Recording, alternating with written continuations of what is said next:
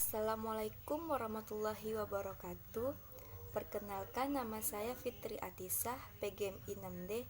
Di sini saya akan menceritakan sedikit kisah Nabi Musa alaihissalam akhir pertarungan dengan Fir'aun. Kisah ini disebutkan beberapa kali di dalam Al-Quran. Salah satunya ada di surat Asy-Syura ayat 52 sampai 68. Setelah berkali-kali Fir'aun ingkar janji kepada Nabi Musa alaihissalam, maka Allah memerintahkan Nabi Musa alaihissalam dan Bani Israel agar segera meninggalkan Mesir. Namun, Fir'aun dan bala tentaranya mengejar mereka sampai ke Laut Merah. Mesir kembali ramai dengan aktivitas masyarakatnya, seperti deringan azab dari Allah. Sebenarnya setelah azab itu, kaum Kiti meragukan ketuhanan Fir'aun dan mulai percaya kepada Tuhan yang Musa. Namun Fir'aun dengan segala kekuasaannya menghasut pikiran mereka. Fir'aun berkata, "Wahai kaumku, lihatlah perubahan yang terjadi pada Mesir. Sekarang semua ini tidak akan terjadi tanpa campur tangan ketuhananku. Buktinya, walaupun musibah datang secara bertubi-tubi, tanah pertanian kita tambah subur. Sungai-sungai tidak pernah kering. Pastinya buah-buahan semakin melimpah. Hahaha," kata Fir'aun. Orang-orang membenarkan ucapan Fir'aun dalam hati mereka. Lain halnya kondisi kaum Nabi Musa alaihissalam. Bani Israel semakin tersiksa oleh perbudakan yang dilakukan kaum Kiti. Akhirnya mereka berduyun-duyun mendatangi Nabi Musa alaihissalam. Kata kaum Kiti, "Wahai Musa, kami sudah tidak tahan lagi hidup di sini. Apakah sebaiknya saja kita pergi dari sini?" "Iya, aku setuju. Kita pergi saja dari sini," kata Nabi Musa. "Bersabarlah wahai kaumku." Kemudian Nabi Musa berdoa kepada Allah agar diberikan solusi atas permasalahan kaumnya, seperti yang disebutkan Al-Quran surah Asy-Syura ayat 52. "Dan kami wahyukan perintahkan kepada Nabi Musa, pergilah pada malam hari pada hamba-hambaku dan Bani Israel, sebab pasti kamu akan dikejar." Malam harinya Nabi Musa alaihissalam dan Bani Israel pergi meninggalkan Mesir secara sembunyi-sembunyi. Waktu malam dipilih agar kepergian mereka tidak terlihat oleh kaum Kiti dan orang-orang Fir'aun. Keesokan harinya, kabar tentang kepergian Musa dan pengikutnya sampai juga ke telinga Fir'aun.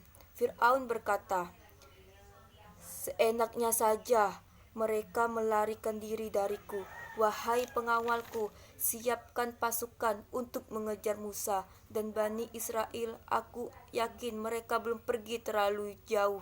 Lagi pula, jumlah Bani Israel tidak banyak dan tidak sulit bagi kita mengejarnya." Pasukan berkata, "Siap, Baginda." Setelah semua disiapkan, Fir'aun dan pasukannya menyusul Nabi Musa dan Bani Israel dengan mendaki kuda dan peralatan perangnya yang hebat. Ketika Nabi Musa alaihissalam dan Bani Israel dengan mendaki kuda dan peralatan perang yang hebat. Ketika Nabi Musa dan pengikutnya sampai di tepi laut, perjalanan mereka berhenti. Kaum Kiti berkata, "Wahai Musa, sekarang bagaimana ini? Di tempat kita terbentang lautan luas dan tanpa perahu kita tidak bisa menyeberanginya. Kami takut kalau Fir'aun dan pasukan menyadari kepergian kita.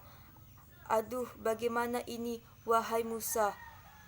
Nabi Musa berkata, "Wahai kaumku, sekali-sekali kita tidak akan bermusuh. Sesungguhnya Tuhanku, kelak Dia akan memberi petunjuk."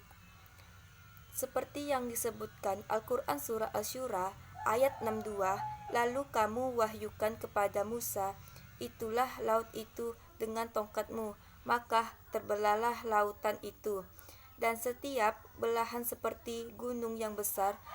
Lalu Nabi Musa alaihissalam memukulkan tongkatnya ke laut. Seketika itu lautan terbelah menjadi dua. Di tengah-tengah terhampar jalan panjang untuk melintas.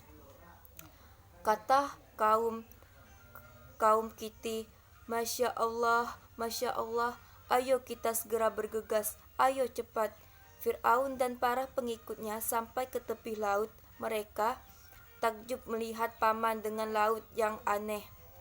Pasukan Fir'aun berkata, "Hah, apa ini? Belum pernah melihat seperti ini sebelumnya. Yah, apa ini? Membelah lautan." Fir'aun berkata, "Mereka melewati jalan ini. Ayo kita kejar. Ayo maju pasukan." Ketika Fir'aun dan pasukannya sampai di tengah perjalanan mengejar Musa tanpa Musa dan kaumnya, pasukan berkata, "Lihat, itu Bani Israel. Aku melihatnya. Namun di atas izin Allah, tiba-tiba jalan yang terbentang di antara laut itu kembali berubah menjadi laut. Allah menyelamatkan Nabi Musa dan Bani Israel, sedangkan Fir'aun dan pasukannya tenggelam di dalam. Sebelum mati tenggelam, Fir'aun mengadari kebelahannya. Fir'aun berkata, "Ya Allah, sesungguhnya aku berdaya. Tidak ada Tuhan selain Engkau, Nabi Musa dan Bani Israel. Aku berserah diri kepadamu, ya Allah. Tolong selamatkan hamba." Namun semuanya telah terlambat. Allah tidak menerima taubat Fir'aun, seperti yang disebutkan dalam Al-Quran Surah Yunus ayat 91 yang berbunyi, "Apakah sekarang baru kamu beriman, padahal sesungguhnya engkau telah durhaka hujat dahulu, dan engkau termasuk orang-orang yang bermaksiat." Sedangkan di pihak Musa, Israel masih khawatir dengan keadaan Fir'aun dan pengikutnya. Bani Israel berkata, "Wahai Musa, apakah Fir'aun dan pengikutnya benar-benar tenggelam di laut ini?" Iya, karena ia mengaku-ngaku bahwa dirinya Tuhan yang tidak akan mati. Biarkan mereka tenggelam di laut dan tidak mungkin hidup. Bukankah begitu, wahai Musa? Musa berkata, "Benar, wahai kaumku, Fir'aun dan pasukannya tenggelam di laut. Namun Allah menyelamatkan jasad Fir'aun sebagai pelajaran bahwa Fir'aun yang kejam mengaku sebagai Tuhan benar-benar." Demikianlah akhir kisah pertarungan Nabi Musa alaihissalam dan Fir'aun. Hikmah yang dapat kita ambil yaitu di antaranya, pertama, Allah terima taubat hambanya sebelum sakaratul maut datang, jangan seperti Fir'aun yang bertaubat ketika hampir mati tenggelam.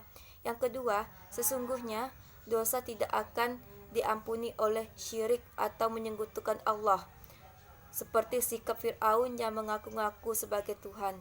Nah, demikianlah kisah Nabi Musa alaihissalam saat pertarungan dengan Fir'aun. Saya akhiri, wabillahi taufiq wa hidayah. Wassalamualaikum warahmatullahi wabarakatuh.